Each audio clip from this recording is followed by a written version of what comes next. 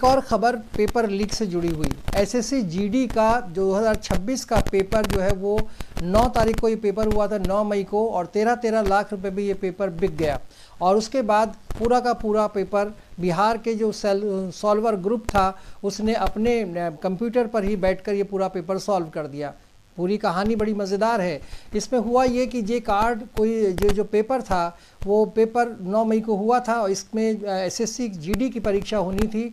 और इस जीडी की परीक्षा में 9 मई को जब ये परीक्षा हुई तो उसमें बिहार का एक सॉल्वर ग्रुप था जो रांची के एक ऑनलाइन सेंटर पर जिसका नाम था फ्यूचरिस्टिक ऑनलाइन एग्जामिनेशन सेंटर, वहाँ से उन्होंने पूरा सिस्टम हैक कर लिया उस पूरे सेंटर का। उसका मालिक भी इसमें इन्वॉल्व था जो फ्यूचरिस्टिक सेंटर चलाता था। उसके साथ मिलकर एक रिमोट एक्सेस लिया गया और रिमोट एक्सेस के ज़रिए पूरा का पूरा एसएससी जीडी का जो कांस्टेबल रैंक की परीक्षा होती है उस पर पूरी परीक्षा को हैक कर लिया गया। और परीक्षा केंद्र पर कंप्यूटर से ही अपने जो बच्चे वहाँ बैठे हुए थे वो पूरा का पूरा जो सिस्टम उन्होंने हैक कर लिया और दूर से बैठकर सॉल्वर ग्रुप्स ने ये पूरा का पूरा पेपर सॉल्व कर दिया। और जो बच्चे वहाँ एग्जामिनेशन सेंटर पर बैठे हुए थे, यानी जो इसका फ्यूचरिस्टिक ऑनलाइन एग्जामिनेशन सेंटर था, उनके माउस चल रहे थे लेकिन वो कौन चला रहा था ये समझ में नहीं आ रहा था, क्योंकि बहुत दूर बैठे हुए जो सॉल्वर थे बिहार के, उन्होंने इस पूरे के पूरे सिस्टम को हैक करके बहुत दूर बैठकर वो सवाल सॉल्व कर दिए। इसमें 13 लाख रुपए की बात तय हुई थी, जिसमें 13 लाख रुपए में से 2 लाख स्टूडेंट्स को उस वक्त देने थे जब उन्होंने वो पेपर करना था, और 13 लाख जो बाकी के 11 लाख थे वो 11 लाख रुपए उनको तब देने थे जब वो परीक्षा पास कर लेंगे। तो पूरा सिस्टम इसमें आप समझ लीजिए किस तरह से काम कर रहा था। और जब ये खबर जो है वो पुलिस को लगी तो पुलिस ने 9 मई को जब परीक्षा केंद्र पर छापा मारा तो वहाँ पर 6 लोगों को उन्होंने अरेस्ट किया जो इस पूरे मामले में इन्वॉल्व थे। उनमें वो सेंटर का मालिक भी था जो इस पूरे सिस्टम को चला रहा था।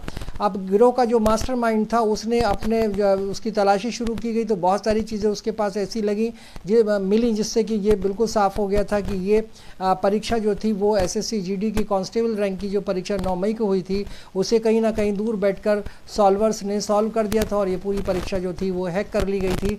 और इस तरह से ये पेपर लीक का मामला 9 तारीख को भी सामने आया था।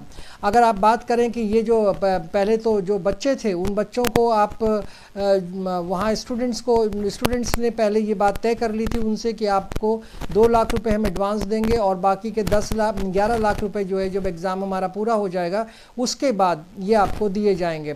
ज़रा सोचिए, सिस्टम जो था वो पूरा रिमोट से हैक कर लिया गया था और पूरे का पूरा पेपर कहीं दूर बैठकर सॉल्व किया जा रहा था, कंप्यूटर से किया जा रहा था। ये ऑनलाइन एग्जामिनेशन था, सीबीटी यानी कि कंप्यूटर बेस्ड टेस्ट था। तो जब ऑपरेटर्स जब वहाँ पे ये सूचना मिली पुलिस को, पुलिस वहाँ पहुँची तो उन्होंने जो है पूरे सिस्टम को देखा और ये पता चला कि वाकई कोई दूर बैठकर इसको कहीं दूर से इसको एक्सेस किया गया है। कंप्यूटर के ज़रिए पूरा प्रश्न पत्र जो है वो सॉल्व किया जा रहा है। पुलिस ने जो सेंटर के जो मालिक थे उसका जो मास्टर कंप्यूटर का मालिक था, मास्टर कंप्यूटर जो था उसको भी, और जो उसका इंस्टीट्यूट का मालिक था उसको जब्त कर लिया, उसको अरेस्ट कर लिया।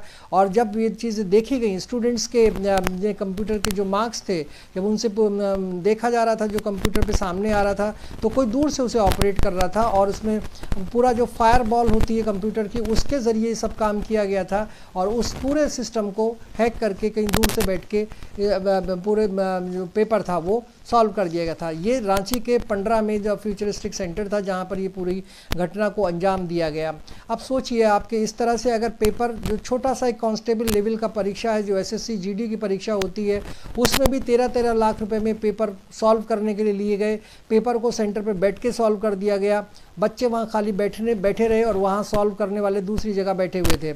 अब आप एग्ज़ाम की बात देखिए कि ये एग्ज़ाम 2025 में ये सीटें निकली थी एसएससी जीडी की और दिसंबर या जनवरी में ये परीक्षा होनी थी पिछले साल 2025 के दिसंबर में और 2026 के जनवरी तक ये परीक्षा कहीं होनी थी, लेकिन ये टली परीक्षा और मई में ये परीक्षा जो है 9 मई को कराई गई। इसके पहले सेंटर की क्राइसिस होने के बाद उनकी बात भी सामने आई। बहुत सारे सेंटर जैसे पश्चिम बंगाल के सेंटर थे, पंजाब के सेंटर थे, तमिलनाडु के सेंटर थे, वहाँ पर इस परीक्षा को इसलिए रद्द करना पड़ा क्योंकि वहाँ पे कंप्यूटर जो क्राइसिस था वो बहुत ज़्यादा हो रहा था, जो टेक्निकल क्राइसिस आ रहा था। तो टेक्निकल एरर की वजह से बार बार इस परीक्षा को रद्द करना पड़ रहा था।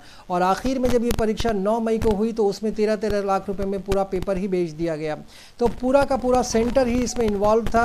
और जब अगर देखें आप तो मोबाइल की, अब आपको कहीं चीटिंग के लिए कोई छोटा स्लिप ले जाने की ज़रूरत नहीं है, ना आप मोबाइल की ज़रूरत है। अब तो पूरा सिस्टम ही हैक कर लिया जाता है और दूर बैठा हुआ आदमी पूरा का पूरा पेपर ही सॉल्व कर देता है। इसका मतलब क्या हुआ कि ये आत्मा का हनन है, ये इच्छाओं का हनन है, ये सपनों का हनन है उन बच्चों की जो मेहनत करते हैं, एग्ज़ाम के लिए तैयारी करते हैं और वो पूरी रात जाग कर ही सोचते हैं कि हमें एक वर्दी वाला, एसएससी या जीडी की अगर बात करें तो एक वर्दी वाली पोस्ट होती है कि हमें एक वर्दी वाली पोस्ट मिलेगी और उसके बाद हम देश की सेवा करेंगे।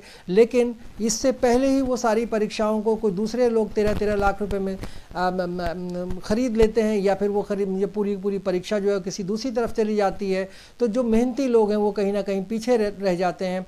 तो ये 6 लोग जो पकड़े गए हैं ये वही लोग हैं जो उनकी जो बच्चे जो असल में मेहनत करते हैं, उनकी आत्माओं का हनन करते हैं, इच्छाओं का हनन करते हैं, सपनों का हनन करते हैं। और कहीं ना कहीं पूरी तरीके से इनको एक सज़ा मिलनी चाहिए इस बात को लेकर। लेकिन रोज़ाना ये चीज़ें हमारे सामने आ रही हैं। अभी फ़िलहाल में आज ही की बात है कि नीट की परीक्षा को कैंसिल कर दिया गया है। अब वो तो परीक्षा जो है वो अभी कब होगी, एक हफ्ते के अंदर पता चल जाएगा। लेकिन पूरा सिस्टम किस तरह से काम कर रहा है, ये सारी चीज़ें कैसे हो रही हैं, ये अपने आप में बड़ा सवाल है और इस पर कहीं ना कहीं विचार करने की ज़रूरत है। क्योंकि अगर इस तरह से चीज़ें चलेंगी तो फिर बहुत मुश्किल हो जाएगा सारी चीज़ें।